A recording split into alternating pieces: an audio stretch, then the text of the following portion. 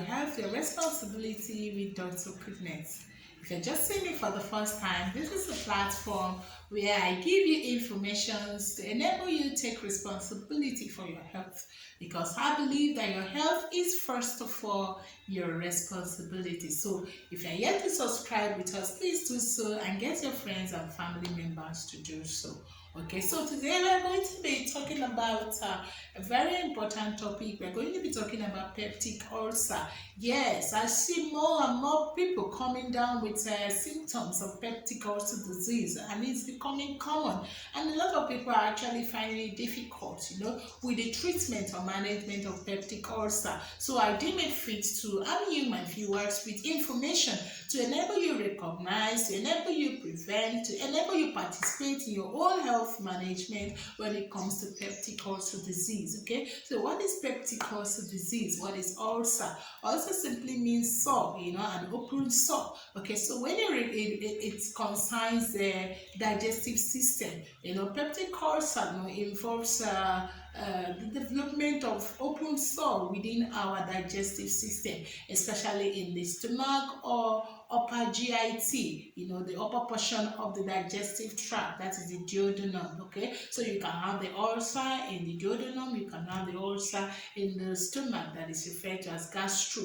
Okay, that is why it's referred to gastric ulcer, duodenal ulcer. Okay, so all these things are generally referred to as peptic ulcer disease. Okay, so when you have this open sore, this open wound, in the tummy, okay, in your stomach, in your duodenum, okay, they form peptic ulcer, and they can present with a number of symptoms that I'm going to mention.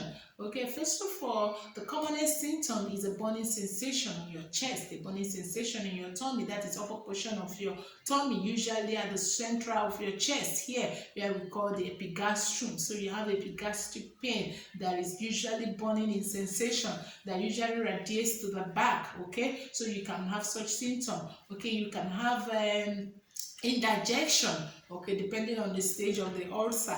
You can have nausea, that is feeling of vomiting. You can have a feeling of fullness. Okay, you can have pain actually through throughout your digestive system. This pain can happen. Okay, depending on the advancement of the ulcer, you can actually vomit blood. When this ulcer, when this sore has eroded into your blood vessels, you can vomit blood. You can stew blood. You can pass out blood. Usually the blood that has gone through processes of digestion. So usually the blood that you excrete through the anus in the case of peptic ulcers is usually dark. Okay, so it can be referred as a dark stew, dark colored stew. Okay, that means that the blood has mixed, with our feces and may not really appear as red as the usual blood is. So if you're having all these symptoms, among others, okay, this ulcer can actually perforate your digestive system, where you have perforated gulls. In this case, it becomes an emergency. It's also an emergency when you are vomiting blood. Really, it can be scary, when peptic ulcer actually has advanced. It can be scary. It can be a life and death situation. So that is why it's important, for us to manage it early, for you to identify it early, and seek help early, so that it will not come to the point where we are opening you up, to intervene, after your gut has been perforated by this ulcer. So what is the cause of this ulcer? Why do people come down with peptic ulcer disease? Very important, because our prevention, we actually start from there. Okay. So peptic ulcer disease is commonly caused by the infection by Helicobacter pylori, that is H. pylori, commonly known as H. pylori. A lot of us must have heard about H. pylori. Okay, so H. pylori is actually a form of bacteria that causes extensive inflammation and soring, because so it burrows into our digestive system and distorts the lining, of the normal lining of the digestive system, through inflammation, through this burrowing, and actually make it susceptible for ulcer. So ulcer actually begins with this infection, and is now the progression is now done done by the exposure of the gastric acid. Remember that our body needs acid to actually digest our food. So when this infection is ongoing and your digestive tract, the inner line of digestive tract has been infected with H. pylori, with a lot of inflammatory processes going on, that swelling, redness, the breaking, disruption of the normal epithelial lining. Okay, so this is actually advanced. It can now develop into ulcer when it's continuously exposed to the gastric acid. Okay, so this is actually the commonest propagation of peptic ulcer. So it's important when we are talking about prevention to actually prevent infection by Helicobacter bacteria. Very important.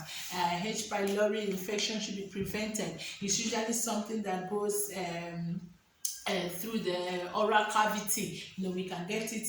It's called fecal oral infection. That is from the oral cavity through the fecal matter. Okay, so it's a cycle that can be repeated. That means when you have people that are actually living with Helicobacter pylori, you can actually contract the disease. Okay, so most peptic ulcer have been linked to this disease. Okay, another cause of peptic ulcer is chronic exposure to NSAIDs, that's non-steroidal anti-inflammatory drugs, like your ibuprofen, like a diclofenac. Okay, when you constantly expose your digestive system to these anti-inflammatory drugs, okay, so they actually can cause the progression or the initiation of ulcer, and can predispose you to peptic ulcer disease. Okay, so how do you prevent this?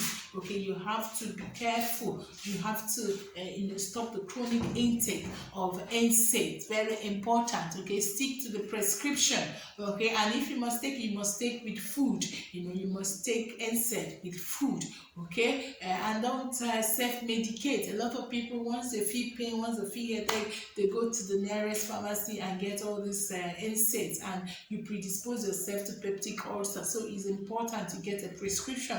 It's also important that you don't expose yourself excessively to NSAIDs. Okay, there's also what we call stress ulcer, where because of excessive stress, like burns, injury, your anything that will actually remove water, remove moisture, from the GIT, can actually predispose you to ulcer. Okay, anything that will make your GIT to work excessively can also predispose you to peptic ulcer. Okay, but these are the commonest ones, and these are the ways that we can actually prevent it. Remember that if you are treating ulcer without treating the H. pylori, that is the infection that predispose you to the ulcer in the first place, okay, that ulcer may not heal adequately because there is an ongoing infection, and once there is an ongoing infection, it's just a virtuous cycle. So first of all, this infection, the doctor will have to check what if you have H. pylori infection,